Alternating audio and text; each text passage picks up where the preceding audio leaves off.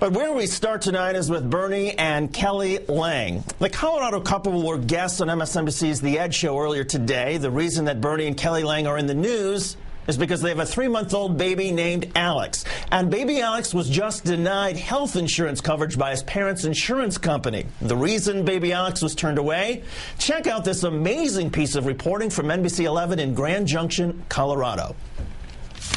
Imagine having a perfectly healthy 2-month-old baby and having your insurance tell you that they won't cover him.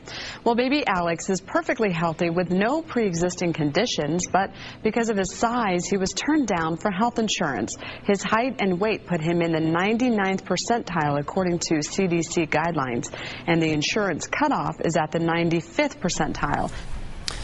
That's right. Because of his size, Alex was denied health insurance coverage. The insurance company decided this 3-month-old baby was obese and therefore uninsurable. If the Lang family's experience was the only news you heard about America's health insurance industry today, you would still have more factual information about how our health system operates than if you had read the report the insurance industry released today on the health reform proposal now being debated in Congress. Health reform has to pass 5 committees in Congress. It's already passed through 4, and tomorrow is a big vote in the 5th and final one, the Senate Finance Committee. On the eve of that vote, the health insurance industry has committed what appears to be an April Fool's Day joke, releasing a brand new report that warns that if the current version of health reform passes, they'll be forced to dramatically raise their rates. According to their new report, if the Baucus bill passes in its current form, the average family would see their rates go up 40% over the next 4 years. Those rates will go up 73% by 2016 and 111% by 2019. That horror movie scare tactic comes from a report paid for by AHIP, America's Health Insurance Plans. Does the name of that organization sound familiar? Well, back in August, AHIP's contribution to the health reform debate was in the form of talking points that they distributed to fire up protesters at town hall meetings. Their main objective at that point was to kill the public option. But tucked into the AHIP talking points was also this nugget, a demand for, quote, a personal coverage requirement to get everyone into the system. A personal coverage requirement, otherwise known as a personal mandate, forcing everyone to have insurance. The reason AHIP is now lobbying against the Baucus bill is because the punishment for not getting coverage isn't strong enough for them. They say it right in the report, quote, a weak individual coverage requirement.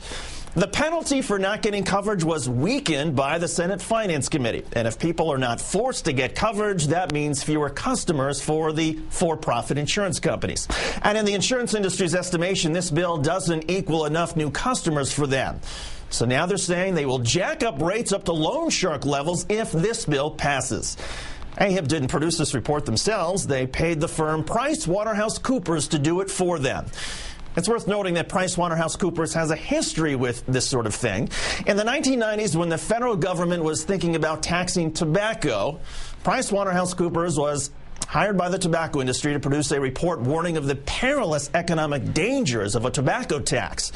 Now, when America's health insurance plans want to warn of the perilous economic dangers of health reform, they called, you guessed it, PricewaterhouseCoopers.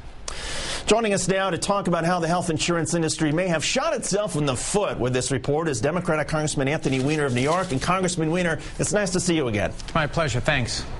Congressman, first of all, the report assumes no behavioral changes whatsoever in response to the new proposed policies. That seems like a dead giveaway that this report is flawed. But what's your view?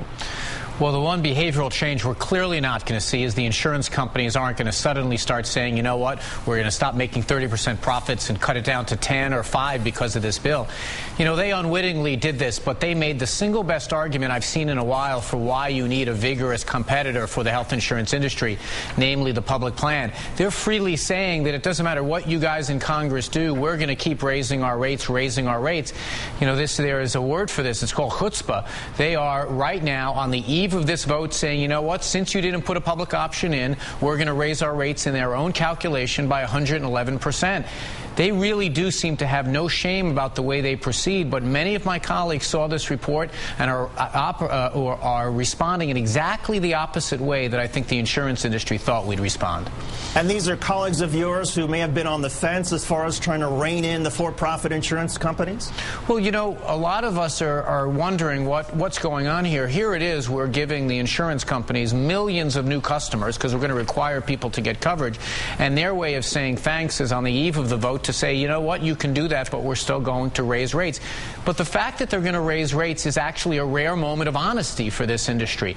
They're saying clearly that unless they have some competition, they aren't going to contain costs themselves.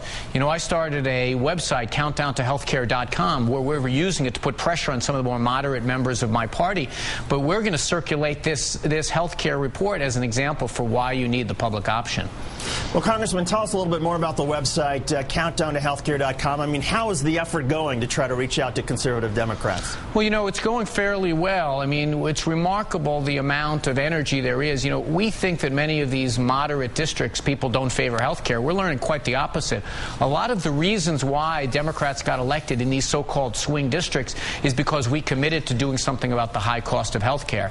And the numbers of people that are signing up who are saying, you know what, I'm from a blue dog district, or I'm from a Republican district, and I want health care, has been quite profound. You know, at countdowntohealthcare.com, every day we kind of do a wrap-up of the day's events, and we put up reports like the one that you led this story with about children being denied coverage because they're a little bit overweight.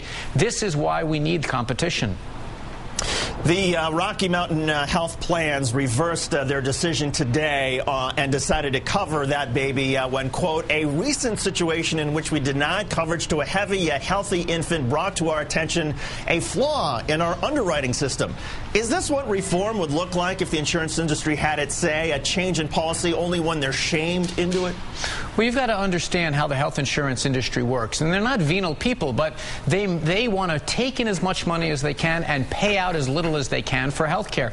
That's what their shareholders demand, and that's what they're rewarded for in the marketplace. The problem is that's exactly the opposite of what we in Congress should be advocating for. We should be advocating for as little as possible coming out of consumers' pockets and as much health care coming out of that.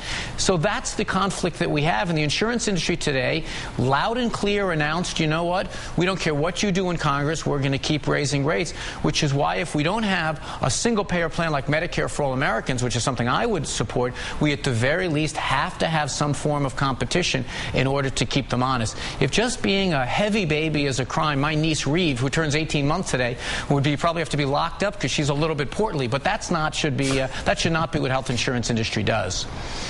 The White House has been fairly critical of the health insurance industry, but publicly the industry hasn't fought back. They've been trying to portray themselves as partners, not adversaries. Is something very different going on in the halls of Congress now? Well, you know what? The health insurance industry so far has gotten a lot of what they wanted in the Finance Committee bill that's going to be passed out tomorrow.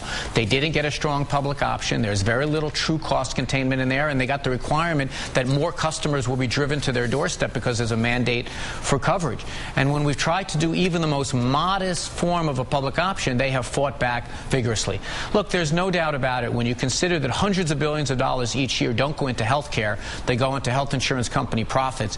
When we do nothing to compete, to make sure that they compete in the pharmaceutical industry, for example, so we get the lowest prices just like you might get at Walmart, they don't want any of those changes to happen. And frankly, that's where Congress has to get a spine and stand up to these industries. Congressman Anthony Weiner, Democrat from New York, a fierce advocate of the public option, even single payer. And Congressman, thanks for your time today. We appreciate it. It's my pleasure. Can I say the website one more time? It's countdowntohealthcare.com. Okay. Thanks.